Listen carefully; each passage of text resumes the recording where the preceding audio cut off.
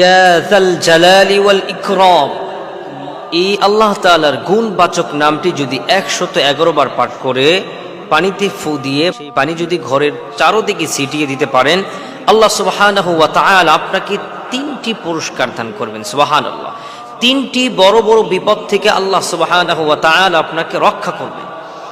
কি চমৎকার ভাবে আল্লাহ সুবহানাহু ওয়া তাআলা আমাদেরকে কোরআনুল কারীমের মাধ্যমে এবং হাদিসে মুবারকার মাধ্যমে আমাদেরকে দেহের বিভিন্ন রোগ থেকে, বাসার বিভিন্ন অনষ্টি থেকে, অসুখ থেকে, বালা মুসিবত থেকে আল্লাহ তাআলা কোরআনুল কারীমের মাধ্যমে আমাদেরকে আল্লাহ তাআলার গুণবাচক নামের মাধ্যমে আল্লাহ সুবহানাহু ওয়া তাআলা আমাদেরকে হেফাজত করেছেন। আমরা যদি সঠিক পদ্ধতি অনুযায়ী কোরআনুল কারীমের রব্বে কারীমের সিফাতি নামটি যদি ইয়া যাল জালালি ওয়াল ইকরাম 111 বার পাঠ করে পানিতে ফু দিয়ে যদি ঘরের চতুর্দিকে আমরা ছিটিয়ে দিতে পারি, আল্লাহ সুবহানাহু ওয়া তাআলা আমাদেরকে 3টি বড় বড় বিপদ থেকে আমাদেরকে হেফাজত করে নেবেন। নাম্বার 1 বিপদ হলো দুষ্ট জিনের অনষ্টি থেকে। দুষ্ট জিন যেন আমাদেরকে কোনো ক্ষতি করতে পারবে না।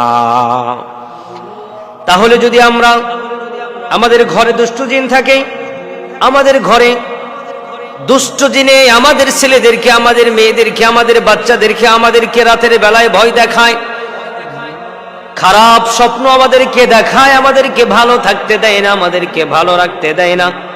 আমরা যদি ইয়া যাল জালালি ওয়াল ইকরাম এটি সঠিক নিয়ম অনুযায়ী যদি পাঠ করে আমরা পানিতে ফু দিয়ে ঘরের ভিতরে ছিটিয়ে দিতে পারি, নাম্বার 1 আমাদেরকে আল্লাহ দুষ্ট জিনের অনষ্টি থেকে আমাদেরকে হেফাজত করে নেবেন। 2 নাম্বার হলো আমরা যদি এই আমলটি কোরআনুল কারীমের আমলটি সঠিকভাবে আদায় করতে পারি, তাহলে মহান রব্বুল আলামিন আমাদেরকে ঘরের বিভিন্ন প্রকার রোগ থেকে, বালা মুসিবত থেকে, বিভিন্ন অনষ্টি থেকে আমাদেরকে আল্লাহ তাআলা হেফাজত করে নেবেন।